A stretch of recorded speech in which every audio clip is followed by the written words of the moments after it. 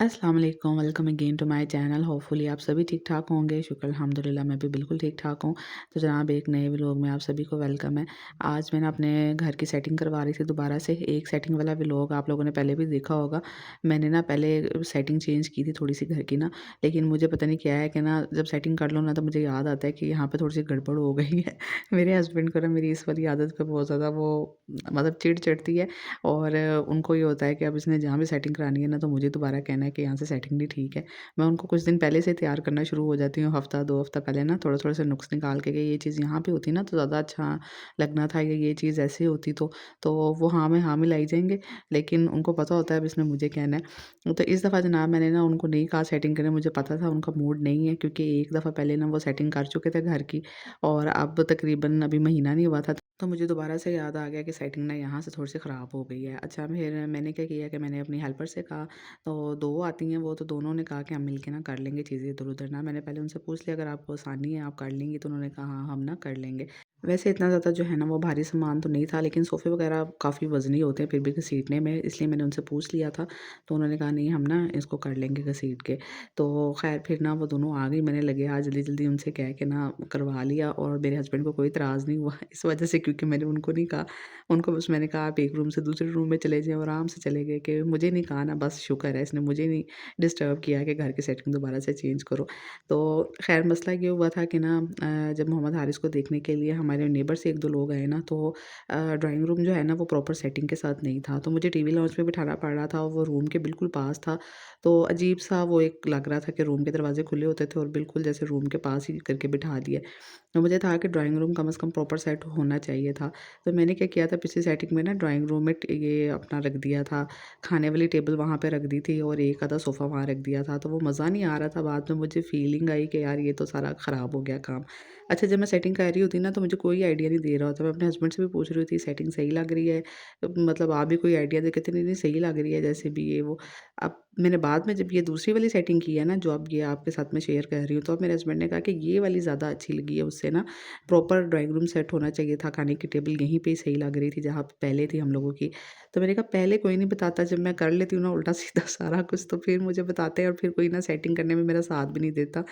तो ख़ैर जनाब अब मुझे ना अपने घर में ना बस चेंजिंग अच्छी लगती है। मैं चेंजिंग करती रहती, बस बैठ के ना यही सोचती रहती हूँ कि कौन-सी चीज़ कहाँ पे होनी चाहिए थी, कहाँ नहीं होनी चाहिए थी। तो अब मैंने ना ड्राइंग रूम इस तरीके से सेट करवा लिया था। मैंने टीवी लाउंज वाला सोफ़ा इधर लगवा दिया था और ये जो पुराने सोफ़े यहाँ पड़े हुए थे ना, उसमें से भी 2 सोफ़े यहीं लगा दिए थे और फिर मैंने इनके कवर भी रिमूव कर दिए थे क्योंकि कवर के साथ ना ये फिर बिल्कुल अजीब से ही लग रहे थे उन सोफ़ों के साथ। तो एक एल शेप सोफ़ा था वो यहाँ लगाया, 2 पुराने वाले सोफ़े और खाने वाली टेबल ना मैंने दोबारा अपनी जगह पे लगवा दी थी। और बाकी जो है ना वो मैंने एक सोफ़ा यहाँ रख दिया था टीवी लाउंज में और जो सेंटर पीस है ना वो भी यहीं रहने दिया था क्योंकि बच्चे यहाँ बैठ भी जाते हैं, टीवी भी देख लेते हैं, सर्दी भी है। तो वहाँ पे वैसे अगर मैं ड्राइंग रूम में भी सेंटर पीस बिछाती ना तो फिर सब ने जूते ऊपर चढ़ा-चढ़ के ना ख़राब कर देना था। तो फिर मैंने वहाँ पे ना बिछाया ही नहीं। मैंने कहा वहाँ ना मैं दूसरा लाके बिछा दूँगी, फ़िलहाल ना मैं यहीं पे इसको रहने देती हूँ। तो बस सेटिंग वगैरह चेंज हुई है, हेल्पर्स ने बड़ा साथ दिया, उन्होंने ना फटाफट से वो भी मुझे मशवरा दे रही थी साथ-साथ और साथ-साथ उनसे मैंने क्लीनिंग वगैरह करवाई है। और फिर मैंने ना मोहम्मद हारिस के कुछ कपड़े मँगवाए हुए थे क्योंकि मेरे पास ना 3 इसके न्यू मतलब ड्रेसेस रह गए थे और बच्चे तो आपको पता है कि रोज़ ही चेंज करने पड़ते हैं बच्चों के, तो मुझे था कि 3-4 ना और न्यू ड्रेसेस मँगवा लेती हूँ, 6-7 हो जाएँ ज़रा। तो फिर मैंने अपने हस्बैंड को भेजा कि आप जाएँ मार्केट में ले आएँ क्योंकि मैं तो अब जा नहीं सकती। सो मैंने उनसे ना ये बाज़ार से नए कपड़े मँगवाए थे और ये नए कपड़े जो हैं ना ये काफ़ी बड़े-बड़े थे।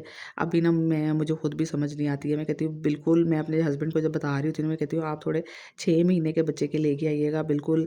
अगर आपने उनको कहा ना कि 3 महीने 2 महीने के बच्चे के दे दें तो उन्होंने न्यू बॉर्न वाले आपको ना पकड़ा देना तो वो बाद में पूरे ही ना आएँ। क्योंकि बच्चे के कपड़े कम से कम 2 महीने तो चलें ना।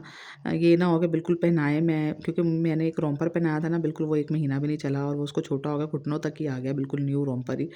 तो अब जब ये कपड़े लेके आए हैं ना, तो ये थोड़े से बड़े-बड़े आ गए हैं और मैं इनको फ़ोल्ड कर के पहना रही हूँ, नीचे से पजामा भी फ़ोल्ड करती हूँ, बाजू भी फ़ोल्ड किए होते हैं।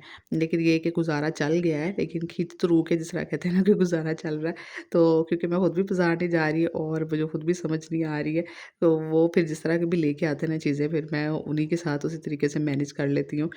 तो अभी ख़ैर थोड़ा-सा मौसम खुल जाएगा ना, तो फिर आप बच्चे को बाहर लेके जा सकते हो। अभी सर्दी भी बहुत ज़्यादा है और फिर छोटे बच्चे के साथ शॉपिंग करना ना, मैंने एक 1-2 एक्सपीरियंस किए हैं, बहुत ही ख़राब गुज़रे हैं। इतना ये रोता है ना कि बस फिर मैनेज नहीं हो पाता। तो अभी मैंने साथ में ना ये एक स्वेडल भी मँगवाया था, क्योंकि वो जो बिस्तर होता है ना बच्चों को सवा महीने वाला, वो तो उसी टाइम पे उसी महीने के अंदर-अंदर छोटा हो जाता है, और ये लेटा भी नहीं था उसमें बाद में।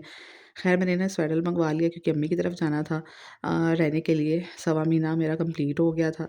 तो अब ये जो स्वेडल था ना, इसका क्या सीन हुआ कि ना इसमें भी मोहम्मद हारिस ना बस थोड़ा-सा ही लेटा है, जैसे मैंने शो किया ही कि मैंने पैसे इस पे खर्च किए हैं तो लेटो बेटा इसके अंदर तुझे मैंने लिटा के छोड़ना है, वो वाला हिसाब हुआ हुआ था।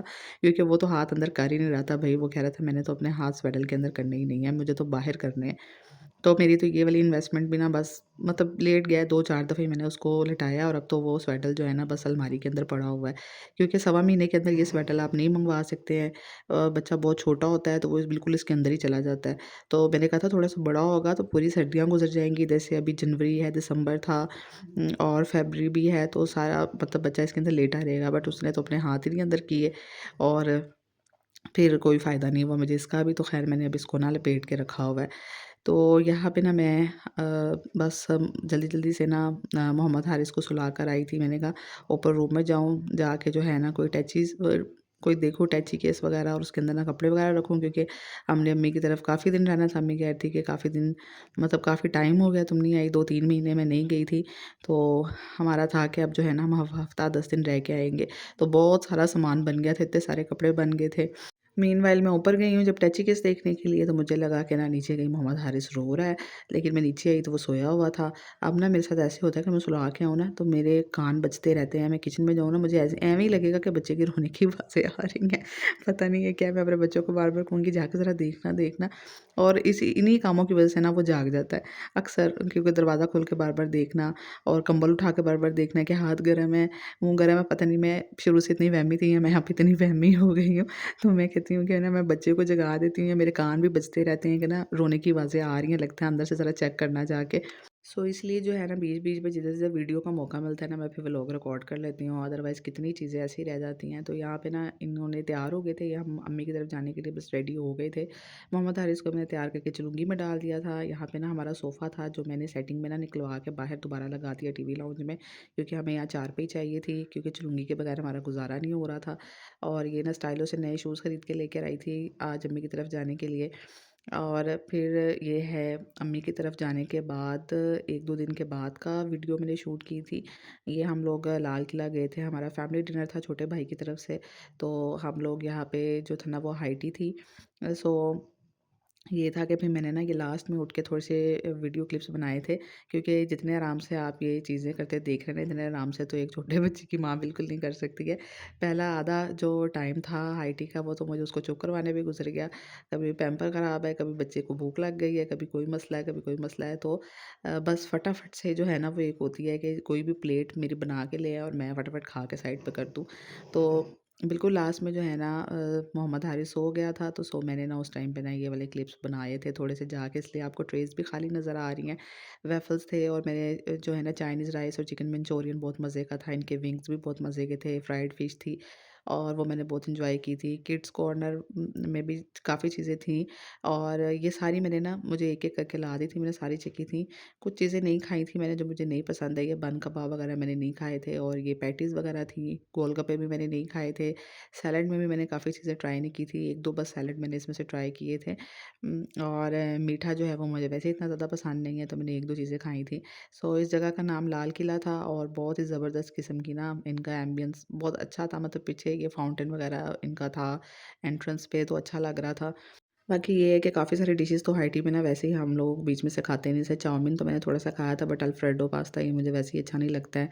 और और भी बहुत सारी चीज़ें होती हैं बीच-बीच में जो आपको इतनी ज़्यादा अच्छी नहीं लग रही होती हैं। सो यहाँ पे हम लोग की सीटिंग थी, और हमारे पीछे ये फाउंटेन चल रहा था, और बड़ा अच्छा हमारी टेबल सेटिंग जो थी ना हमारी टेबल फाउंटेन के पास थी, तो बहुत मज़ा आ रहा था वहाँ बैठ के। और बस फिर यहाँ पे छोटा-सा एक मैंने क्लिप लिया टेबल पे, और मैंने कहा कि मेरी भी थोड़ी-सी वीडियो बना दो। अभी जो है ना ख़त्म कर लिया था हम लोगों ने, हाई टी का टाइम ख़त्म हो गया था। हम लोगों ने बहुत एन्जॉय किया डिनर ना, बड़े टाइम के बाद जो है ना 2-3 महीनों के बाद मैं कहीं बाहर गई हूँ इस तरीके से। सो ये है कुछ दिनों के बाद का vlog, I think next day का ही व्लॉग है। और हम ना अम्मी के घर से आई थिंक वापस आने की तैयारियां शुरू हो गई थी। तो यहाँ पे जो है ना भाइयों की तरफ से और अम्मी की तरफ से जो कपड़े वगैरह थे ना, वो हम लोग खोल के चेक कर रहे थे जो उन्होंने दिए थे। तो मैंने इनकी भी वीडियो बना ली थी। ये हादिया का सूट था और जो पहले वाला पर्पल सा था ना वो हुरिया का सूट था। तो हम इनसे कह रहे थे कि पहन के देख लो, एक दफ़ा फिटिंग वगैरह चेक कर लो, क्योंकि अक्सर बाद में ना इनको फिटिंग वगैरह का मसला हो रहा होता है। तो फिर ये होता है कि जहाँ से लिए होते हैं ना वहाँ पे जल्दी-जल्दी तो वापस हो जाते हैं, बाद में इतनी दूर से कौन लेके आएगा और वापस करेगा। तो ये वाला जो है ये मेरा सूट था। ये वाली भी पैकिंग में से मैंने हादिया से कहा कि ना निकालो, मैं भी ज़रा एक दफ़ा देख लूँ, क्योंकि हम जब लेके आए थे ना तो इसी तरह रख दिए थे तो दिखे नहीं थे। सो अभी देख भी रही थी और साथ मैंने कहा कि मैं वीडियो भी बना लेती हूँ आप लोगों के लिए। तो ये वाला ग्रे कलर था। ये ग्रे कलर ना मेरी वार्डरोब में एक भी नहीं है। मेरे पास ज़्यादातर जो है ना वो मस्टर्ड कलर टाइप के येलोइश जो होते हैं ना, उनकी जो भी टोन होती है वो वाले कलर बहुत ज़्यादा होते हैं। सो ये हुरिया पहन के दिखा रही थी, तो इसको भी फिटिंग ठीक थी माशाल्लाह से और हादिया को भी ठीक थी। और जो हादिया का जो था ना वो तो बहुत ही मुझे कलर अच्छा लग रहा था। वीडियो में शायद उस तरीके से ना आ रहा हो, लेकिन मुझे बहुत ही मुझे शायद इस तरह के लाइट कलर बहुत पसंद है ना, इस तरह लगते हैं जैसे ठंडे-ठंडे से कलर होते हैं। और ये सारे सर्दियों के थे, खद्दर स्टफ़ ही था इनका। और इसका जो बैग था ना, बैग पे साइड से डोरी लगी हुई थी। और जो मेरे वाला सूट था ना, उसका भी बैग गला जो था ना वो वी शेप में था। आप लोगों ने शायद पहले थोड़ा-सा देखा हो। और साथ में ये मोहम्मद हारिस के कपड़े थे जो अम्मी जो है ना वो भाभी को भी दिखा रही थी, क्योंकि उन्होंने भी नहीं देखे थे। सो बस साथ में ना पैकिंग कर रहे थे, घर जाने के लिए भी सामान पैक कर रहे थे साथ में। हमने कहा चलो जिसने नहीं देखे वो भी देख ले, और हम लोगों ने भी नहीं देखे थे। तो यही तक था आज का व्लॉग। होप सो आपको अच्छा लगा होगा। सब्सक्राइब लाज़मी करना, अच्छा सा कमेंट करना मत भूलना। मुझे मोटिवेट करना मत भूलना अपने कमेंट अच्छे से प्यारे से कमेंट के ज़रिए। इंशाल्लाह नेक्स्ट वीडियो में मिलूँगी। अल्लाह हाफ़िज़।